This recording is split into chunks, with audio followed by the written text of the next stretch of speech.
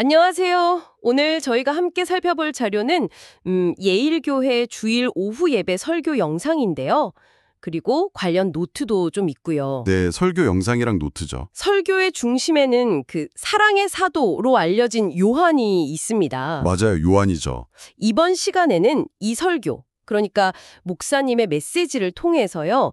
기독교에서 말하는 사랑, 이게 도대체 본질이 뭐고 또 오늘날 우리 당신의 삶에는 어떤 의미가 있을지 좀 깊이 파헤쳐 보려고 합니다. 네, 좋습니다.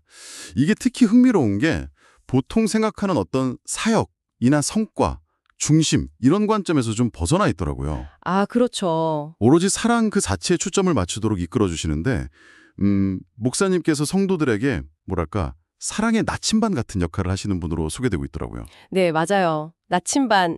자, 그럼 설교 핵심 내용으로 한번 들어가 볼까요? 네, 설교 제목이 사랑의 모델 요한이었고 요한일서 4장 7절부터 12절 말씀이 본문이었어요. 근데 목사님께서 딱 짚어주신 게 요한이 처음부터 막 우리가 아는 그런 사랑의 사도 그런 느낌은 아니었다는 거죠. 전혀 아니었다고 강조하시죠.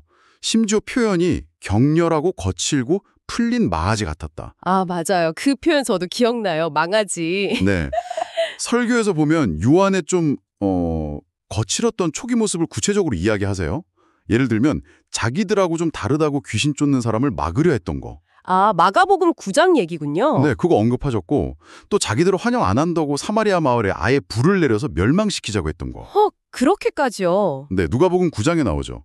그런 제안까지 했었다는 거예요. 정말 상상했던 이미지랑은 다르네요. 그렇죠. 근데 이제 핵심은 바로 그런 요한이 예수님의 사랑을 정말 깊이 체험하면서 변화했다는 거죠. 아, 변화. 네, 스스로를 주님의 품에 안긴 제자라고 표현할 정도로 그 관계 중심적인 인물로 완전히 바뀐 거예요. 그러고 보니 베드로는 좀 행동파, 사역 중심이었다면 요한은 관계 중심이었다. 이런 대비도 해주셨어요. 맞습니다. 그 대비가 되게 인상적이었어요. 그래서 예수님이 십자가에서 돌아가실 때 어머니 마리아를 다른 제자도 아니고 딱 요한에게 부착하신 이유도 어쩌면 요한의 그런 본성 때문 아니었을까? 이런 해석도 있더라고요. 네, 상당히 설득력이 있죠. 바로 그 지점에서 목사님께서 설교의 가장 중요한 가치, 이걸 딱 제시하십니다. 그게 뭔가요? 바로 사역보다 사랑이라는 거예요. 아, 사역보다 사랑. 네. 하나님께서 요한을 다른 사도들보다 훨씬 오래 살게 하신 이유도 어쩌면 교회가 막 활동이나 사역 중심으로 흘러가는 걸 경계하고 사랑 중심 공동체가 되어야 한다는 걸 보여주시려고 그런 거 아니냐 이렇게 해석하시더라고요. 와, 깊은 해석인데요. 여기서 사역보다 사람, 사람보다 사명이라는 원리도 나왔는데 근데 이게 다 뭐냐면 결국 그 근본에는 하나님을 향한 사랑이 있어야 한다는 거죠. 그 사랑이 식으면? 사명도 길을 잃게 된다. 이런 경고를 하시는 거죠. 듣고 보니 정말 그렇네요. 사랑이 빠진 봉사나 사역은 결국 더 많은 지지자와 적으로 분열된다는 지적도 있었어요. 굉장히 날카롭다고 생각했어요. 네, 맞아요. 그냥 막 일만 열심히 하는 게 능사가 아니라는 거죠. 근데 이 사랑이라는 게 그렇다고 해서 그냥 뭐든지 다 받아주고 뭐든지 다 괜찮다고 하는 그런 의미는 또 아니라고 하셨죠. 아, 그거 아주 중요한 포인트예요. 목사님은 공의가 포함된 사랑을 이야기하십니다. 공의가 포함된 사랑? 네, 그러니까 무조건 다 오냐 오냐 하는 게 아니라 하나님의 기준, 즉 공의에 따라서 때로는 잘못된 것을 책망하고 바로잡는 것. 그게 진짜 사랑이라는 거죠. 마치 자녀를 제대로 키우려는 부모 마음처럼요? 그렇죠. 그런 비유를 드셨어요. 실제로 요한도 서신서 같은 데 보면 복음의 진리를 왜곡하는 사람들은 짐에 들이지도 말고 인사도 하지 말라고 아주 단호하게 말하거든요. 아, 그런 단호함도 있었군요. 균형이 중요하네요. 네, 그 균형 감각. 또 인상 깊었던 게 요한복음 3장 16절 하나님이 세상을 이처럼 사랑하사 그 유명한 구절 있잖아요. 네네. 그 사랑을 받은 사람만이 요한일서 3장 16절에 나오는 것처럼 우리가 서로를 위해 목숨을 버리는 것이 마땅하다는 그런 사랑을 실천할 수 있다. 이 두 구절을 연결하신 거예요. 아, 그 연결이 정말 탁월했죠. 네, 저도 무릎을 탁 쳤어요. 그렇죠. 세상의 사랑은 보통 자기 이익을 따지거나 조건을 보잖아요. 근데 예수님의 사랑은 본질적으로 희생과 헌신이라는 점을 이 설교는 분명히 보여줍니다. 희생과 헌신. 심지어 우리가 드리는 예배조차도 세상의 어떤 효율성, 가성비 이런 잣대로 보면 이해하기 힘든 거룩한 낭비일 수 있다는 거예요. 거룩한 낭비요? 네. 하지만 그게 바로 하나님을 향한 최고의 사랑 표현이다. 이렇게 설명하시죠.